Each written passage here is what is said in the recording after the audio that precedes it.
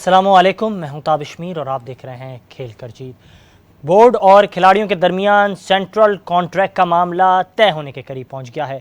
कौमी cricket board के सरबराह चौधरी मोहम्मद ज़का अशरफ इस वक्त श्रीलंका में मौजूद हैं और वो खिलाड़ियों से मुलाकात करेंगे, जहां सेंट्रल कॉन्ट्रैक्ट से मुताल्लिक मामला तय किए जाएंगे। ताहम दूसरी जानिब पाकिस्तान और अफ़गानिस्तान के ख़िलाफ़ होने वाली सीरीज़ के बाद सेंट्रल कॉन्ट्रैक्ट के मामलात हतमी तौर पर तय हो जाएंगे। ज़रा की जानिब से ये बड़ी ख़बर इस वक्त सामने आई है। दूसरी जानिब इसी मामले पर बयान सामने आया साबिक टेस्ट क्रिकेटर, साबिक कप्तान, विकेट कीपर, बैटर राशिद लतीफ़ की जानिब से, और उन्होंने इस मामले पर अपने तहफ़्फ़ुज़ात सामने रखे। राशिद लतीफ़ ने एक बयान में ये कहा कि पीसीबी सेंट्रल कॉन्ट्रैक्ट दे रहा है लेकिन खिलाड़ियों के कमर्शियल राइट्स कैसे ले सकता है, सवाल उठाया। उन्होंने कहा कि माजी में हमसे गलती हुई थी, मौजूदा जो मामलात हैं इनमें खिलाड़ियों को होश के नाखून लेने चाहिए। दूसरी जानिब उन्होंने ये भी पेशकश की, एक ये भी आइडिया दिया कि पाकिस्तान क्रिकेट बोर्ड खिलाड़ियों के दरमियान कोई यूनियन होनी चाहिए जो इस मामले को तय करे।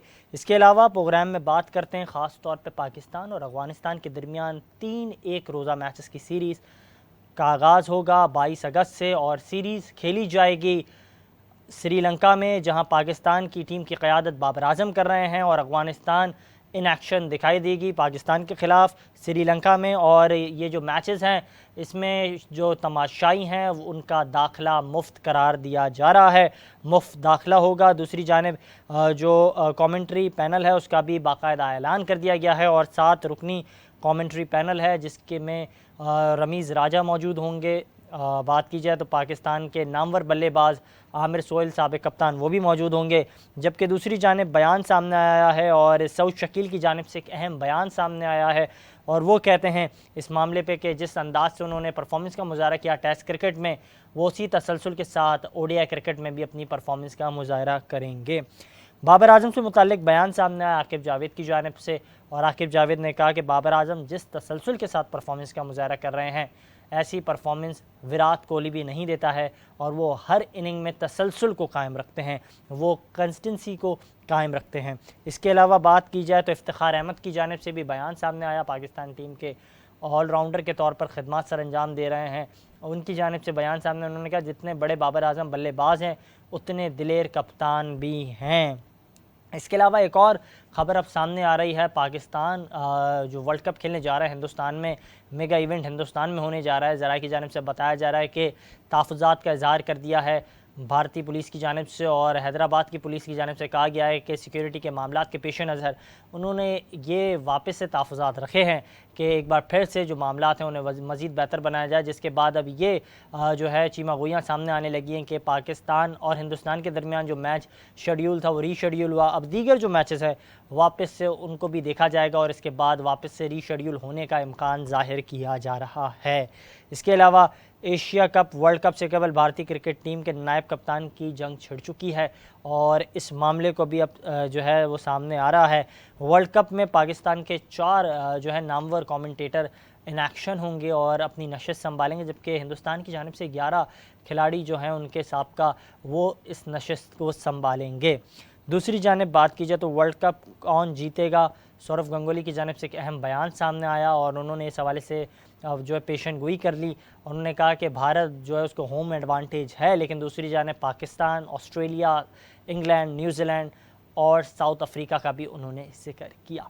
इसके अलावा बात की जाए तो अमेरिका में इस वक्त T10 लीग जारी है जहां पाकिस्तानी खिलाड़ी अपनी परफॉर्मेंस का मुजाहरा कर रहे हैं। मोहम्मद हफीज़ की जानिब से उस तसलसल से परफॉर्मेंस का मुजाहरा नहीं किया, पहले मैच में वो सिर्फ 2 रन बना सके, जबकि तनवीर की जानिब से बात की जाए तो सोहेल तनवीर ने सिर्फ 8 रन बनाए जबकि उमर गुल ने 7 रन की इनिंग्स खेली। इसके अलावा बात की जाए तो पाकिस्तानी खिलाड़ी एक जानिब परफॉर्मेंस का मुजाहरा कर रहे हैं और इस वक्त जो है ट्रेनिंग सेशन का बाकायदा आगाज़ हो गया है और वर्ल्ड कप से कबल पाकिस्तान की टीम जो है श्रीलंका की कंडीशंस में ट्रेनिंग सेशन का आगाज़ कर चुकी है, वहाँ वो परफॉर्म करेगी और इन तमाम तर मामलात पे बात करेगी। इसी हवाले से हमारे साथ बाज़ाहिर ऑडियो कॉल मौजूद हैं सैयद हैदर साहब। और सर बहुत शुक्रिया कीमती वक्त देने के लिए, वेलकम टू द शो। शुक्रिया ताबिश आपका। सर इसी हवाले से बात कर रहे थे, एक जानिब हम देख रहे हैं कि सेंट्रल कॉन्ट्रैक्ट के मामले पर तहफ़्फ़ुज़ात सामने रखे और मुसलसल हम देख रहे हैं कि राशिद लतीफ़ साहब की जानिब से बातें की जा रही हैं, जो मामलात हैं उनके हल करने के हवाले से वो अपनी जो आइडियाज़ हैं वो शेयर कर रहे हैं। तो क्या समझते हैं जिस अंदाज़ से राशिद लतीफ़ साहब ने अब ये बयान दिया कि हमें उस वक्त इल्म नहीं था, ये कमर्शियल राइट्स खिलाड़ियों का हक़ है, उन्हें इस हवाले से अपना मुद्दा पेश करना चाहिए। क्या समझते हैं खिलाड़ियों में इतनी सख़्त है, वो बोर्ड से बात कर सकेंगे? मेरे ख्याल से ये जो क्लॉज है शायद पीसीबी नहीं मानेगी कमर्शियल राइट्स, क्योंकि पाकिस्तानी प्लेयर्स जो हैं उनका इतना डिमांड नहीं है जितना हुँ। कि इंडियन प्लेयर्स का है या दूसरा है।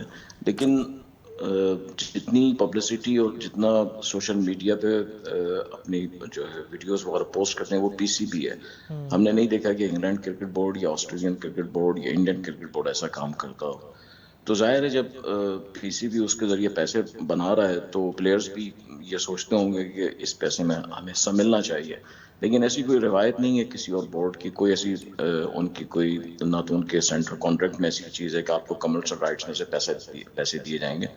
तो हुँ। पीसीबी शायद इसमें नहीं मानेगी, और अगर मानी भी पीसीबी तो शायद उसमें कुछ ऐसा पोर्शन रखेगी कि आपको जो है जितनी वीडियोस आपकी अपलोड होंगी, आप हुँ। जिस कंटेंट में होंगे, तो उसके आपको इतने पैसे दिए जाएंगे। लेकिन राइट्स के ऊपर तो शायद पीसीबी कभी भी एग्री नहीं करेगी।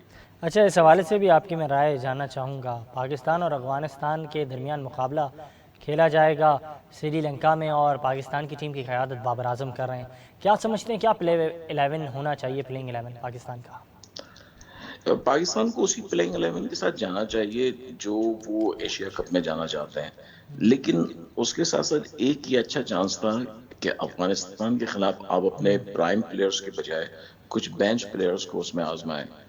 कुछ आपने प्लेयर्स सेलेक्ट तो कर लिए हैं टीम में कि जो पाकिस्तान टीम के साथ पहले नहीं खेले हैं, लेकिन अब चांस कब मिलना है। जाहिर है उनको एशिया कप में शायद हो सकता है नेपाल के खिलाफ या किसी और छोटी टीम के खिलाफ चांस मिल जाए, लेकिन इंडिया या श्रीलंका या बांग्लादेश के खिलाफ तो नहीं मिलेगा उन्हें चांस। तो अफगानिस्तान के खिलाफ सीरीज जो है उसमें पाकिस्तान टीम को चांस देना चाहिए था, लेकिन लगता है ऐसा है कि पाकिस्तान टीम मैनेजमेंट जो है वो डरी हुई है, क्योंकि अफगानिस्तान ने एक T20 मैच पाकिस्तान टीम को हरा चुकी है एक सीरीज। तो इसलिए पाकिस्तान टीम कोई रिस्क नहीं लेना चाहती है और वो एक स्ट्रॉन्ग टीम के साथ जाना चाहते हैं, ताकि ये जो पूरा एक फेज शुरू हो रहा है, ये फेज जो अब कल से शुरू होगा, ये वर्ल्ड कप के आखिर तक जाएगा। अच्छा, तो ये वो जो चाहते हैं टीम कम्बिनेशन है, जी। हम देख रहे हैं सीनियर और जूनियर खिलाड़ी टीम में मौजूद हैं। हम बात की जाए तो मोहम्मद रिजवान जहाँ हैं तो हारिस को भी मौका दिया गया है विकेट कीपर के तौर पर, बैकअप विकेट कीपर के तौर पर वो भी खिदमत अपनी सरअंजाम दे सकते हैं। तो क्या समझते हैं ये एक बेहतर फैसला किया पीसीबी ने? बहरहाल ये अच्छी बात है कि एक यंगस्टर आपकी टीम के साथ है, लेकिन चांस मेरे ख्याल से हारिस को मुश्किल ही मिल पाएगा, क्योंकि वहाँ पे T20 वर्ल्ड कप में उनको चांस मिला था, वो लेकिन भी सर उस अगर इंडिया। सरफराज होते तो उन्हें भी चांस शायद मुश्किल ही मिलता। लेकिन सरफराज भी पाकिस्तान टीम के नंबर 2 विकेट कीपर हैं, पाकिस्तान के नंबर 1 नहीं है। टेस्ट क्रिकेट में जब रिजवान थोड़ा नाकाम हुए बैटिंग में, तब उनको सरफराज को लाया गया, और सरफराज की लक अच्छी थी कि वो, हालांकि वो अपने उस फेस में, एज के उस फेस में जहाँ पे फिटनेस लेवल और रन्स करना मुश्किल होता है, लेकिन वो सेंचुरी भी कर गए न्यूजीलैंड के खिलाफ, और दो उन्होंने 300 से सेंचुरियां भी की। ज़ायद रन किए उन्होंने, बिल्कुल। 300 से ज्यादा रन किए, तो इसलिए वो कामयाब हो गए। लेकिन वनडे क्रिकेट में और T20 क्रिकेट में मुझे नहीं लगता है कि चांस मिलेगा सरफराज को, क्योंकि सरफराज की परफॉर्मेंस जो भी हो, लेकिन है अभी भी वो नंबर 2 विकेट कीपर पाकिस्तान के। तो सरफराज को इसलिए शायद सेलेक्ट भी नहीं किया गया, और सरफराज को की जगह उन्होंने हारिस को अच्छा, ये तरजीह दी है। आकिब जावेद के बयान को आप किस जो है पैराहे में तोलेंगे? आकिब जावेद साहब पहले कहते हैं कि बाबर आजम को कप्तान नहीं होना चाहिए, फिर जब विराट कोहली का जिक्र होता है तो बाबर आजम को तरजीह देते हैं। क्या समझते हैं, मुसलसल उनके बयानात जो हैं उसमें काफ़ी जोल दिखाई देता है। आकिब जावेद को खुद भी नहीं पता है उन्हें क्या बात उन्होंने कल कही थी और आज क्या कह रहे हैं। वो जो कल बात कहते हैं आज भूल जाते हैं। तो बाबर आजम अगर कप्तान अच्छे नहीं है, तो फिर तो वो विराट कोहली से भी बेकार कप्तान है अगर अच्छे नहीं है, क्योंकि एक चीज जो नेगेटिव है वो तो हमेशा नेगेटिव ही रहती है। बाबर आजम, हमने हमेशा ये बात की है, बाबर आजम इस वक्त पाकिस्तानी टीम जो खेल रही है उसमें सिवाय बाबर आजम के कोई ऐसा प्लेयर नहीं है जिसकी अपनी जगह मजबूत हो। हर प्लेयर शेकी है, एक मैच अच्छा खेलता है, दूसरे में 2 मैच खराब खेलता है। बाबर आजम सिर्फ पाकिस्तान टीम के वाहिद प्लेयर हैं जो कंसिस्टेंसी है, जिनके अंदर मुसलसल खेलते हैं, अच्छा खेलते हैं, रन्स करते हैं हर मौके पे। तो बाबर आजम कैप्टनशिप भी सही कर रहे हैं। अब आपके पास टीम ही अगर अच्छी ना हो तो आप क्या कर सकते हैं? बिल्कुल तो आप पाकिस्तानी तो बाबर आजम अपना काम बेहतर तरीके से कर रहे हैं। आपके जावेद की जो तनकीद है वो बिला जवाज है, और उसके पीछे कोई उनका ग्राउंड नहीं है, कोई उनके पास उसके आर्गूमेंट्स नहीं है। वो सिर्फ बात कह देते हैं, फिर दूसरे दिन उस बात को वो जो है टर्न ले लेते हैं। बिल्कुल वजह फरमाया आपने। और हमारे साथ मौजूद थे बजरिया ऑडियो कॉल हैदर साहब, और वो इस हवाले से बात कर रहे थे। बहुत शुक्रिया सर कीमती वक्त देने के लिए। प्रोग्राम में आगे बढ़ते हैं और बात करते हैं। ख़ास तौर पे हम देख रहे हैं कौमी खेल हॉकी खेल, जिसके हवाले से मुसलसल हम देख रहे हैं कि एक जानिब कौमी खेल हॉकी जो है उसमें मुसलसल तनाज़ली का सामना करना पड़ा है। कौमी खेल हॉकी के हलकों में मुसलसल हम देख रहे हैं परफॉर्मेंस जो है पाकिस्तान की हॉकी टीम की वो ख़राब से ख़राब तर होती जा रही है, नताइज बद से बदतर होते जा रहे हैं, लेकिन मामलात, बातें और बयानियाँ मजबूत दिखाई देता है। इससे कबल जो सिलेक्शन का मयार था उसको लेकर जो है तहफ़्फ़ुज़ात सामने आए। ऑडिट कमेटी बाकायदा वज़ीर आज़म की जानिब से कायम की गई, लेकिन इसके बाद जब निगरां वज़ीर आज़म आए तो उन्होंने ठोस इक़दाम किए। ठोस इक़दाम ऐसे किए कि जिसके बाद हमने देखा कि पाकिस्तान के हॉकी के हलकों में ऑडिट कमेटी जहाँ बनाई गई उसकी हवाले से निगरां वज़ीर आज़म ने तमाम ऑफिशल्स को मुअत्तल कर दिया, नोटिफिकेशन जारी किया, जिसके बाद सैयद हैदर हुसैन साहब जो सेक्रेटरी थे वो अपने अहदे से फ़ारिग हो गए। रेहान भट्ट साहब फ़ारिग हो गए क्योंकि वो असिस्टेंट कोच के तौर पर टीम के साथ मौजूद थे। मोहम्मद सकलैन साहब जो साबका कप्तान और का जो है, इसके अलावा बात की जाए तो साबका ओलंपियन, वो अपने अहदे से फ़ारिग हो गए। यहाँ तक कि ब्रिगेडियर साजिद खोकर जो हैं उनके हवाले से भी तहफ़्फ़ुज़ात सामने आए और फिर उन्हें भी उनके अहदे से फ़ारिग कर दिया गया नोटिफिकेशन के मुताबिक। लेकिन अब ये जो पाकिस्तान की कौमी हॉकी टीम है उसका तरबियती कैंप इस्लामाबाद में लगा दिया गया है, जहाँ 36 खिलाड़ी जो हैं उनके हवाले से ऐलान कर दिया गया है। और इसके अलावा अगर बात की जाए तो पाकिस्तान की हॉकी के हलकों में जो सिलेक्शन का मयार है या जो सिलेक्शन कमेटी इस वक्त खिदमत सर अंजाम देगी उसकी सरबराही कर रहे हैं कलीमुल्लाह साहब, और वो इन तमाम तर चीज़ों को देखेंगे और इसी हवाले से वो तमाम तर चीज़ों के हवाले से अहम फ़ैसले लेंगे। इसके अलावा बात की जाए तो पाकिस्तान के हॉकी के हलकों में जब सैयद हैदर साहब हमारे साथ मौजूद थे प्रोग्राम के अंदर, हैदर हुसैन साहब, तो मुसलसल कहते थे कि मेरे पास कोई जादू की छड़ी नहीं है। उनसे जब हमने सवाल किया कि पाकिस्तान की हॉकी के हलके को बेहतर करने के लिए आपके पास क्या प्लान है, तो वो कहते थे प्लान्स हैं, काम हो रहा है। ताहम वो अपने अहदे पर नहीं रहे और प्लान्स अब भी उनके पास मौजूद होंगे और काम अब वो नहीं कर सकते हैं। दूसरी जानिब बात की जाए तो कई तहफ़्फ़ुज़ात सामने आए। हमने देखा कप्तान आमने सामने हो गए, एक साथ हॉकी खेलने वाले आमने सामने हो गए, और ऐसा कल्चर पाकिस्तान की हॉकी में आज से पहले कभी नहीं देखा। पाकिस्तान की हॉकी के हलकों में जो कुछ हुआ उसके हवाले से मुसलसल सवालात सामने आने लगे। बयानबाजी होती हुई दिखाई दी, या ना तक के बयानबाजी हुई, ये भी सवालात उठे कि जो कुछ हो रहा है ये क्यों हो रहा है, क्यों पाकिस्तान के साबका ओलंपियन एक दूसरे के गिरेबान पकड़ रहे हैं, क्यों इस तरह का अमल जारी है। लेकिन इसके बाद हमने देखा कि जो एक दूसरे को तनकीद करते थे वो एक साथ जो है इस हलके में अपनी खिदमत देने लगे और तमाम तर चीज़ें स्मूथली जाने लगी। लेकिन इसके बाद वज़ीर आज़म की जानिब से कमेटी कायम की गई जिस पर तहफ़्फ़ुज़ात का इज़हार किया। हमारे प्रोग्राम में हैदर हुसैन साहब मौजूद थे, उन्होंने ये मुतालबा किया कि साबिक़ कप्तान इस्लाउद्दीन साहब जो हैं वो अपने अहदे से फ़ारिग हो जाएँ अगर उन्हें तहफ़्फ़ुज़ात हैं। और मुसलसल कई ऐसी मामलात थी, कई ऐसी चीज़ें थीं जिसे निशानदेही हमने अपने प्रोग्राम में की और इस हवाले से हमने बात भी की, और ये तमाम तर चीज़ें जारी थी इस हल्के में। लेकिन आज पाकिस्तान के इसी हवाले से हमें ज्वाइन किया है बज़रिया ऑडियो कॉल कमर इब्राहिम साहब ने, साबिक़ ओलंपियन है, पाकिस्तान की हॉकी का एक बड़ा नाम है। जनाब बहुत शुक्रिया कीमती वक्त देने के लिए, वेलकम टू द शो।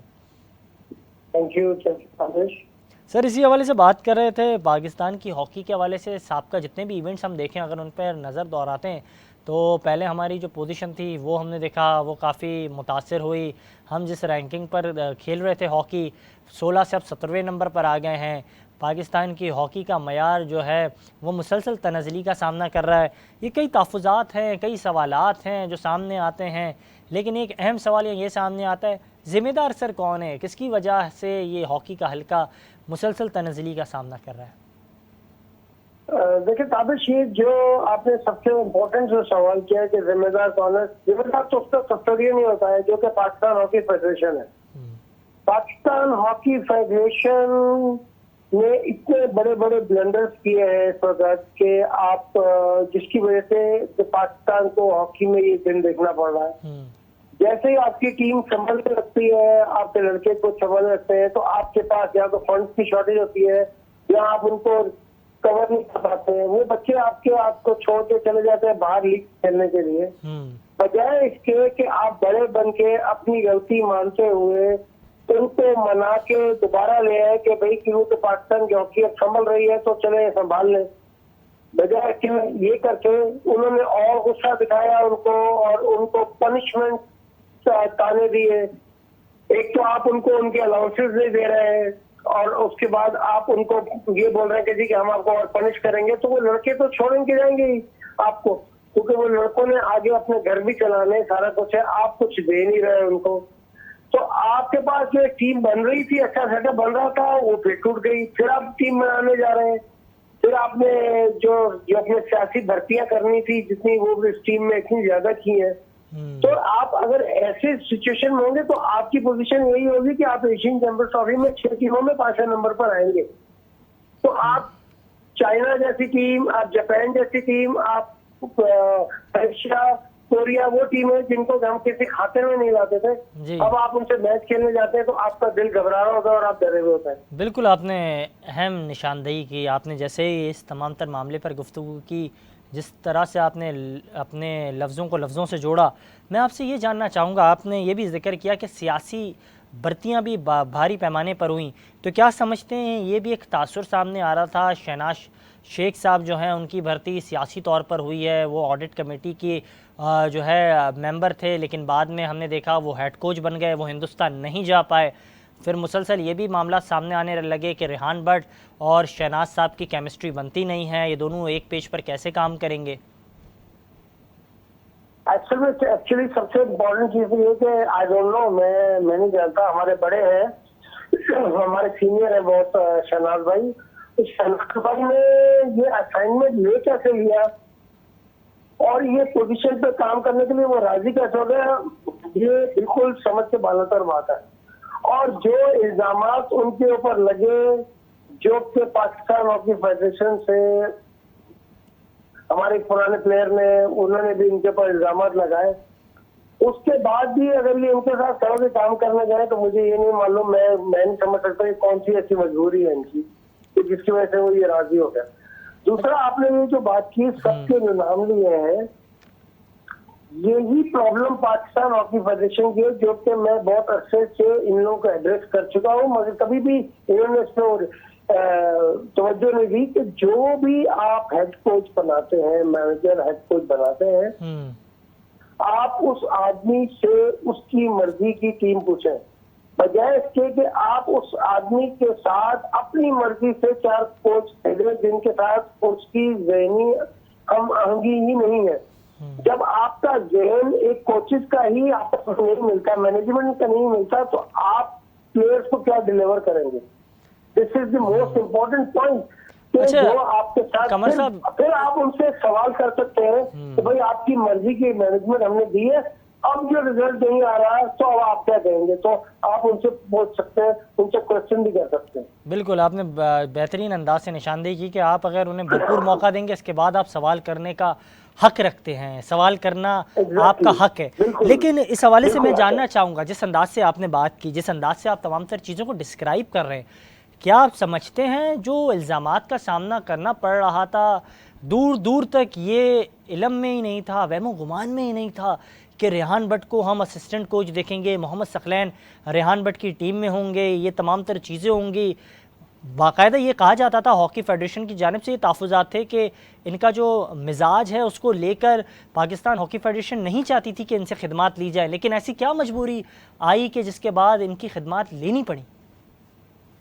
देखो, मैं आपको एक बात बताऊं कि ये जो मैं समझ सकता हूँ इसको, जितना मेरी समझ इजाजत देती है कि पाकिस्तान हॉकी फेडरेशन में जो हमारे ये ऊपर सब लोग बैठे हैं मैनेजमेंट में, मैं समझता हूँ कि लोग बुज़दिल लोग हैं। बुज़दिल लोग इस सेंस के अगर कोई भी आदमी, कोई प्लेयर, कोई भी फॉर्मर प्लेयर इसमें आके आपको किसी भी चीज के ऊपर तनकीद करता है, बजाय इसके कि आप आए सामने बैठे और उस तनकीद का जवाब दें पॉजिटिविटी के साथ कि भाई कि अगर ये तनकीद है, नहीं आप गलत है, हम यहाँ पर इस तरह से सही है। ये क्या करते हैं कि जो भी बंदा ज्यादा फेडरेशन के अगेंस्ट बोलेगा, ये उसको फौरन कोई ना कोई चीज ऑफर करने के बाद टीम में ले लेते ताकि वो खामोश हो जाए। बिल्कुल बिल्कुल। अल्टीमेटली जब आप ये सब काम करने जाते हैं तो उसका जो एंड रिजल्ट आता है वो ऐसे आता है जैसे कि आप एशियन चैंपियंस ट्रॉफी में 5 नंबर पर आ गए 6 टीमों में।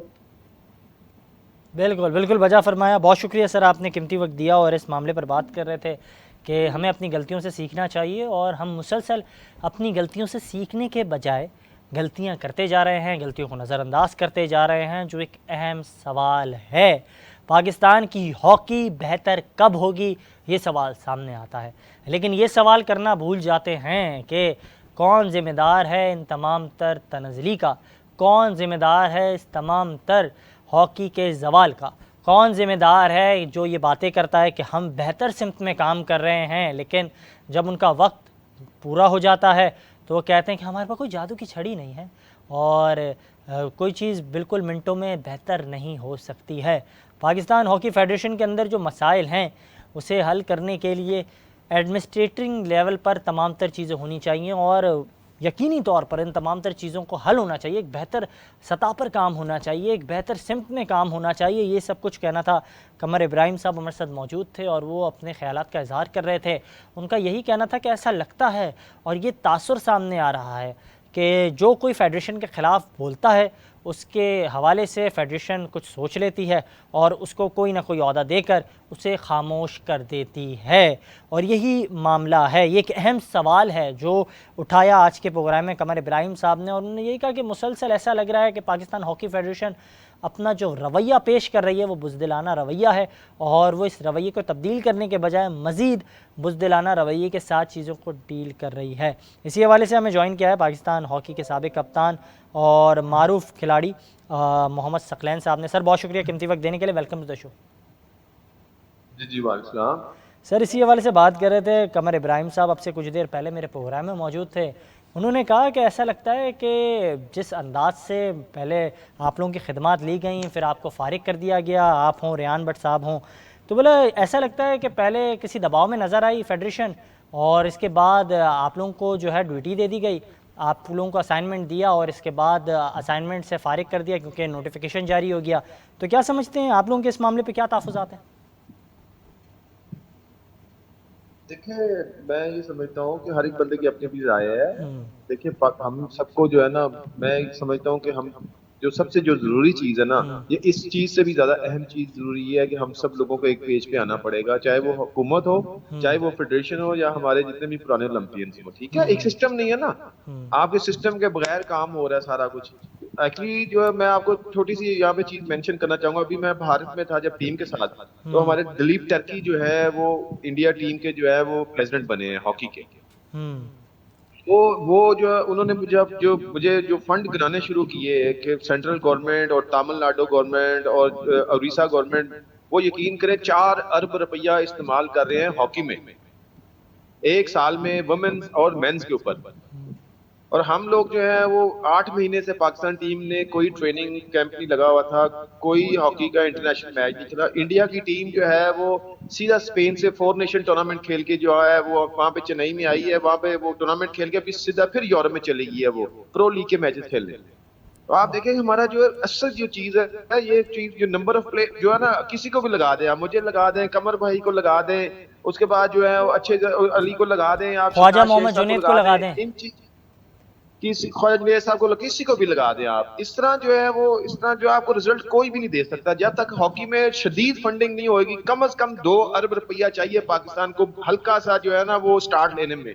लेकिन सर आप यकीन करेंगे माशाल्लाह खिदमात के पास जी जी बिल्कुल बिल्कुल आप बजा फरमा रहे हैं। आपका ये जो मुद्दा है बिल्कुल दुरुस्त है कि इस तरह से काम नहीं हो सकता जब तक बजट नहीं होगा। आपको कौमी खेल को बेहतर करना है तो बजट उसके लिए मुख्तस करना होगा, ये आपका दुरुस्त सवाल है। लेकिन आप उस टीम के साथ मौजूद थे, मैनेजमेंट से आप सवाल कर सकते थे, आप साबका कप्तान हैं ओलंपियन हैं, आपकी तो ये सवाबदीद बनती है, आप तो सवाल कर सकते थे सैयद हैदर साहब से, नहीं प्रेसिडेंट देखिए ब्रिगेडियर साहब से। मैंने वही आप देखिए, मेरा नुक्ता जो है ना वो थोड़ा सा गौर कीजिएगा। देखिए सवाल तब होता है जब आप कोचिंग के असाइनमेंट्स मिलती हैं आपको, 1.5 साल 2 साल जब असाइनमेंट्स मिलती हैं आपको, ठीक है। अभी कोई असाइनमेंट्स है नहीं है, प्लेयर पाकिस्तान हॉकी फेडरेशन के पास कैंप लगाने के लिए पैसे बड़ी मुश्किल से जो है ना वो कभी स्पोर्ट्स बोर्ड का कभी कहते हैं, कभी DHA उनका भला वो लगा देते हैं कैंप।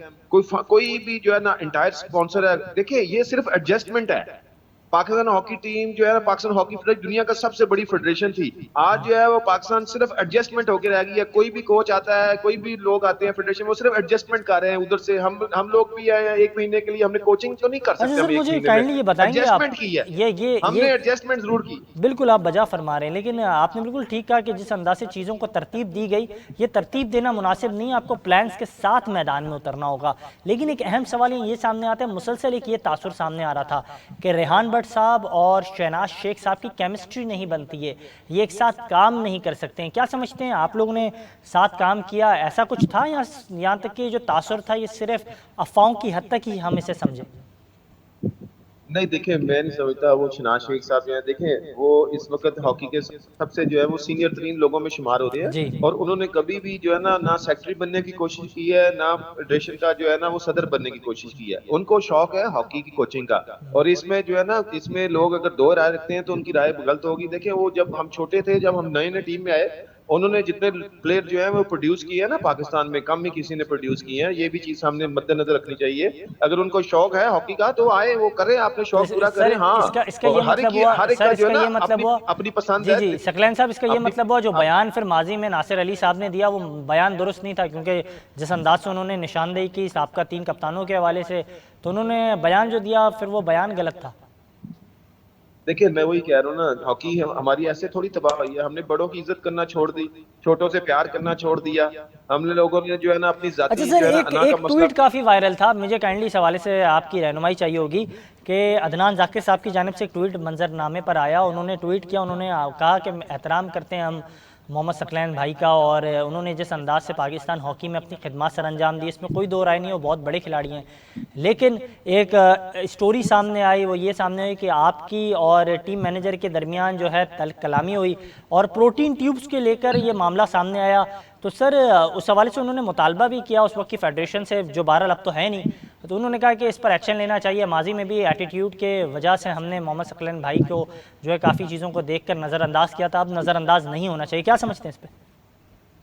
देखिए अब आपने बात अगर किया ना सवाल, तो फिर आप सुनने की भी अहमियत रखनी है, आपने इसका जवाब पूरा ठीक नहीं है। नहीं बिल्कुल, मैं देखिए आपको अदनान जाकिर जो है ना, वो एक तो जब वो मैं कैप्टन था जब टीम में आया वो, और बड़ी मुश्किल से उसको टीम में हमने लिया। उसको छोड़े, जो मौला अली का जो कॉल है ना, कहते हैं ना किसी का एहसान करो उसके जो है ना वो शर से महफूज। दूसरी बात सुने आप, जी। हमने भी उसको बर्दाश्त किया। देखिए वो कोचिंग किस लेवल की कर रहा है, आपको पता है अदनान जाकिर की कोचिंग का लेवल क्या है? वो सिर्फ अंडर-16 की एक लड़कियों की टीम की कोचिंग करता है, और वो पाकिस्तान की टीम का सीधा आगे हेड कोच बन जाता है। हम लोगों भी तो बर्दाश्त किया उसको, बात नहीं समझे आप? चले कोई इसके दिमाग में था, कोई हॉकी थी तो निकाल देता आके। तो इस तरह की बात जो है ना, वो छोटा भाई है मेरा, बरखुरदार है हमारा, उसको ये चीजें सोच समझ, उसको इल्हाम नहीं हो, उसको किसी के कहने पे उसने जो है ना ये सारा कुछ किया। इस तरह नहीं करते किसी के खिलाफ बात। हम लोगों ने भी जो है ना वो ट्रेनिंग करवा रहा था, हम देख रहे थे, वो अकेला बनने की कोशिश कर रहा था, और चुप करके वो भाग गया। फिर लोगों को कहता था कि मैंने अपनी टिकटें मैंने लेके। इस तरह गुमराह नहीं करते लोगों को, इंग्लिश बोलना या ट्वीट पे लोगों को इकट्ठा कर लेना ये चीजों का हल नहीं है। आप देखें कि हम लोगों ने भी उसको, हम कह सकते थे यार इसका लेवल क्या है कोचिंग है, उसने क्या आप बताया, क्या इंग्लैंड की नेशनल टीम का कोच है? क्या वो जो है वो मलेशिया की पाकिस्तान टीम, मलेशिया का कोच रहा है? वो किस चीज का कोच है? वो अंडर-16 का एक स्कूल लेवल का कोच है, और वो पाकिस्तान टीम का कोच बन के आगे। हम लोगों ने भी उस वक्त चुप करके कहा शायद इसके पास कोई हॉकी निकाल ले। तो आपके सामने ही इस तरह के उसको ना अपने गिरेबान में झांकना चाहिए अदनान जाकिर। बिल्कुल आप बजा फरमा रहे हैं, लेकिन हमने देखा था हाल ही में जो इवेंट हुआ था जिसमें पाकिस्तान की जूनियर साइड ने ज़बरदस्त अंदाज से परफॉर्मेंस का मुजाहरा किया था, तो उसका तो सेहरा हम देखते हैं, ना जाने क्यों, अगर आप जो बात कह रहे हैं, लेकिन हम देखते हैं कि सारा क्रेडिट जो है तो उसका अदनान जाकिर साहब की क्या झोली में क्रेडिट जा है रहा उसको? होता है। अब खुदा का नाम ले भाई, वो तो भला हो ओल्ड्समैन का जो आके वो टीम को हैंडल करके आके। अदनान जाकिर साहब तो जो है ना वो अकेले वहां पे ट्रेनिंग, वो तो जिशान अशरफ और आसिफ को भी ट्रेनिंग नहीं करवाने देता था, वो खुद ही सारा लड़कों को पानी भी फुल 1 हॉर्स अकेला हो गया। ऐसे नहीं होता, ये टीम जो मैनेजमेंट होती है, दूसरे जो प्लेयर होते हैं उनको साथ लेके चलना चाहिए उनको। बात समझे, वो खुद अकेला 1 अच्छा मैन सर, होने मैं की कोशिश आपसे कर रहा आखिरी था। सवाल जानना हाँ। चाहूँगा कि ये जो हॉकी का टेन्योर था रहा हैदर साहब जो है सेक्रेटरी के तौर पर खिदमत दे रहे थे, तो इसे कैसे आप देखते हैं? क्योंकि आपने भी काम किया इसी मैनेजमेंट के साथ और आपने इसी फेडरेशन के साथ काम किया, तो जो अमल हुए उसको आप मुनासिब समझते हैं? खिलाड़ियों को आप कायल नहीं कर पाई मैनेजमेंट, और अगर बात की जाए फेडरेशन जो है दीगर मामलात को भी बेहतर अंदाज से डील नहीं कर पाई। मेरे प्रोग्राम में मौजूद थे हैदर साहब, उन्होंने कहा कि मेरे पास कोई जादू की छड़ी नहीं है कि मैं आते ही चीज़ों को दुरुस्त कर लूँ, मैं एक सिमत में काम कर रहा हूँ, वो सिमत जो है वाजे हो जाएगी। फिर क्या समझते हैं कि एक्मैन का जो है टीम को छोड़ के जाना, फिर कानूनी कार्रवाई करना, इसके अलावा फिर आप लोग से मुताल्लिक तो मुसलसल ये खबरें सामने आती थी कि नहीं चाहती है फेडरेशन, लेकिन बाद ये भी खबरें सामने आने लगी कि आप लोग जब टीम के साथ अपने असाइनमेंट्स को हैंडल करने लगे तो कहा गया कि मजबूरी है, इसके लिए दिया है ये मौका इन्हें। तो क्या समझते हैं तमाम तर चीज़ें काफ़ी दबाव में थे हैदर साहब? मेरी बात सुने आप, जो है ना वो आपके प्रोग्राम जो होते हैं ना वो थोड़ी सी आप जो है ना थोड़ी सी पॉजिटिविटी भी रखा करें और अपने रिकॉर्ड्स को भी थोड़ा सा दुरुस्त किया करें काइंडली, ठीक है? आपने प्रोग्राम में एक दफा मुझे कहा कि आप जो है ना वो वर्ल्ड कप जो रिहान गए थे वो जो है वो आपसे तो सर मैं पहली बार बात कर रहा हूँ अपने प्रोग्राम में, मैं अपनी प्रोग्राम में आपसे पहली बार बात कर रहा हूँ, और मैंने आपसे जो सवाल किया काइंडली अगर मुझे उससे मुतालिक जवाब मिलेगा तो मोहम्मद सकलैन साहब वक्त का तकाजा है, वक्त का तकाजा है। मोहम्मद सकलैन साहब आप बातों को आगे पीछे ना ले जाएं, सवाल तक रहे ना। वक्त जो है ना वो आप जो है ना वो बात करें जो पाकिस्तान के मुफाद में होती है, ठीक है? आप तो बिल्कुल मैंने सर ये मसले नहीं थे सर, मुझे काइंडली मोहम्मद सकलैन साहब आप मुझे काइंडली मेरे सवाल का जवाब दें कि ये पाकिस्तान के मफाद की बात नहीं थी कि आप खिलाड़ियों को कायल नहीं कर पाए, अजलान शाह खेलने आपने जाना था, एक्मैन ने कानूनी कार्रवाई आप पे कर ली, आप लोग उस मामले को बेहतर अंदाज से डील नहीं कर पाए। यार आप मेरे भाई जो है ना वो आप जो है ना काइंडली जो है ना वो इन चीजों को भी लिखें। जो आप हैदर की बात करें ना, आप उससे पहले की बात करें जो आपके प्रोग्राम में आके यहाँ पे इतनी बड़ी बातें करके गए हैं, क्या उन्होंने अपने गिरेबान में झांका कि वो उन्होंने कितने कितने करोड़ों रुपए अरबों रुपए हड़प करके वो उनका कौन हिसाब लेगा? आप सिर्फ इस मौजूदा फेडरेशन को आप तनकीद का हिस्सा बनाते हैं आप, और बाकी जो है उससे पहले जो फेडरेशन करके गई हैं आपको पता क्या क्या हुआ है?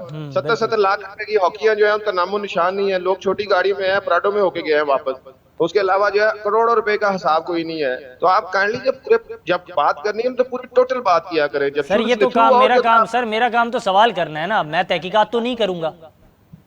तहकीकात आप करनी चाहिए ना, आपको पूरी तहकीकात मेरा काम तो ये काम तो ऑडिट कमेटी वजीर आजम साहब ने बनाई, ये तो मेरी सवाबदीद नहीं है ना, मेरी सवाबदीद आपसे सवाल करना है, मैं आपसे सवाल नहीं करूं, आपको मेरा सवाल अगर पसंद नहीं आ रहा तो आप कह दें।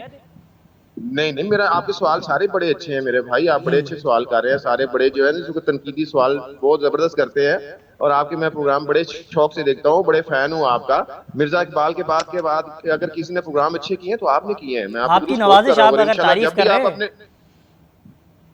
जब भी आप जो है इंशाल्लाह ताला मुझे अपने प्रोग्राम में बुलाएंगे तो मैं आपके साथ एक्सक्लूसिव इंटरव्यू करूंगा, ठीक है? कोई ऐसी बात नहीं, मैं आपके लिए जो है हर वक्त हाजिर हूँ, पाकिस्तान हॉकी के लिए हर वक्त हाजिर हूँ, और इंशाल्लाह पाकिस्तान की हॉकी की बेहतरी के लिए जो भी करना पड़े हम करेंगे, ठीक है? बिल्कुल, ये आपकी भी खिदमत है और इस हल्के में आपका भी जो किरदार है उसको हम भी वाजे करेंगे, और जिस अंदाज से आपने बतौर कप्तान इस हल्के की खिदमत की है उसके हवाले से मुसलसल हम भी बात करेंगे। बहुत शुक्रिया कीमती वक्त देने के लिए। मोहम्मद सकलैन साहब बज़रिया ऑडियो कॉल हमारे साथ मौजूद थे।